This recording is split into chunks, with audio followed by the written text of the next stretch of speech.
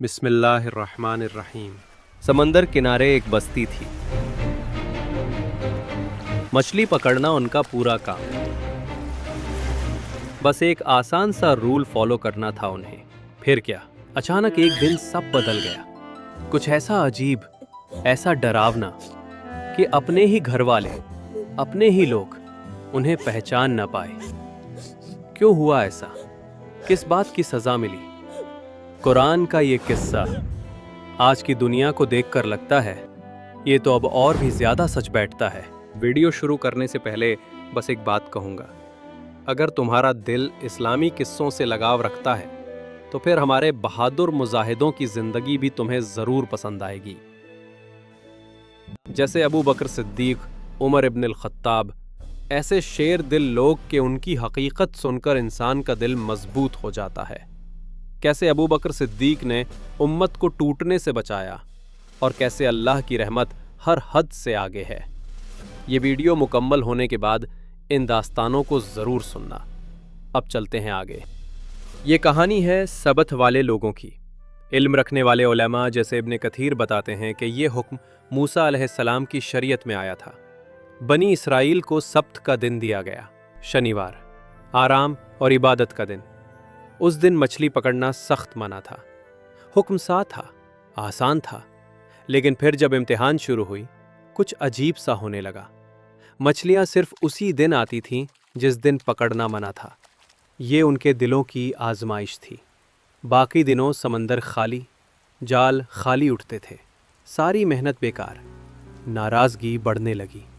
लेकिन शनिवार को समंदर जैसे जाग जाता था। चमचमाती मछलियां किनारे पर इतनी कि हाथ पड़ाओ तो छू लो। ये नज़ारा दिल को हिला देने वाला था। उनकी हिम्मत की सच्ची परीक्षा। कुछ समय तक उन्होंने सब्र किया, लालच को देखा पर खुद को रोका, इबादत की, दुआ की, इंतज़ार किया। लेकिन वक्त बीतता गया, भूख बढ़ गई, घर मुश्किल में आ गए और बस्ती में फुसफुसाहट शुरू हो गई। ये कायदा ठीक है? इतना कड़ा क्यों? कहीं ये हमारी परेशानी का कारण तो नहीं? लोग टूटने लगे, लालच बढ़ता गया। अब कहानी यहाँ से मोड़ लेती है। उन्होंने सीधा नियम नहीं तोड़ा, पहले चालाकी की। उन्होंने कहा, हुक्म में लिखा है शनिवार को मछली पकड़ना मना है। ये तो नहीं लिखा कि शनिवार से पहले तैयारी करना भी मना है। तो शुक्रवार की शाम सब्त शुरू होने से पहले वो समंदर किनारे जाते। ज़मीन में छोटे छोटे नाले, गड्ढे खोदते, छोटे तालाब बनाते जो समंदर से जुड़ जाते। जाल लगा देते, फंदे लगा देते। शनिवार को आराम करते, घर बैठते, एक जाल भी नहीं फेंकते। लेकिन मछलियाँ जो हर शनिवार झुंड बनाकर आती थीं, उन नालों में घुस जाती, तालाबों में फंस जाती। वो लोग अपने घरों से देखते, अरे वाह, आज फिर भरपूर मछली।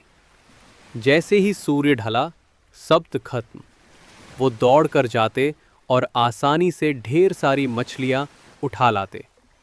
उनके दिल में ये बात बैठ गई, हमने हुक्म नहीं तोड़ा, हमने शनिवार को मछली नहीं पकड़ी, हम तो बस चालाकी से रास्ता निकाल रहे हैं।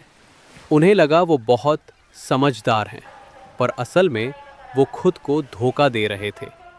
हुक्म का मतलब समझ ही नहीं पाए। बस्ती दो हिस्सों में बंट गई।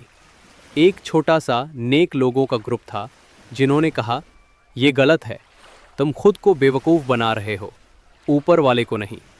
सब्त का दिन इबादत के लिए है, ना कि चालाकी से जाल लगाने के प्लान के लिए। लेकिन ज़्यादातर लोग हंसने लगे, बोले, देखो हमारी तरक्की, इतनी मछलियाँ मिल रही हैं, अगर ये गलत होता तो हमें रोका जाता। दौलत ने उन्हें घमंडी कर दिया, चालाकी ने उन्हें अंधा कर दिया। उन्होंने नेक लोगों को अकेला कर दिया।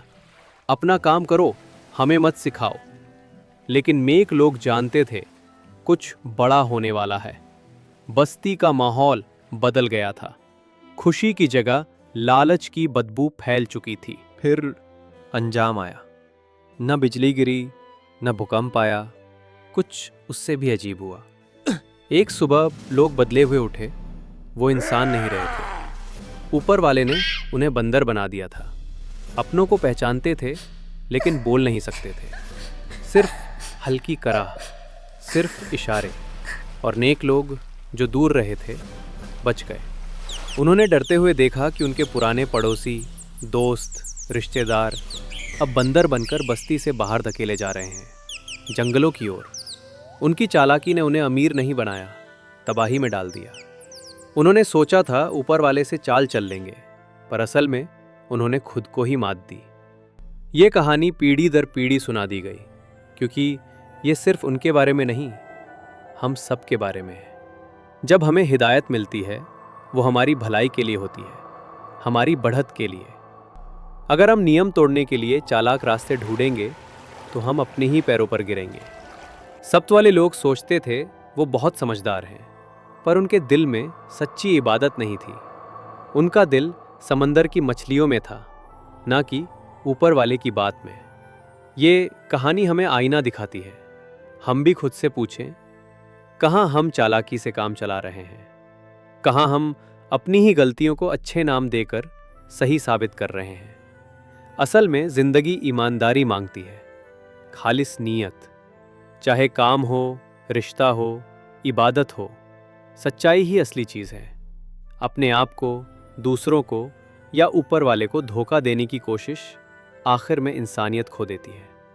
बंदर बनना सिर्फ सज़ा नहीं था, एक निशानी थी। उन्होंने अपनी निचली ख्वाहिशों पर चलना चुना, ऊंचे उसूलों को छोड़ दिया। और इंसान जब नीचे गिरने लगता है तो अंजाम भी नीचे ही मिलता है।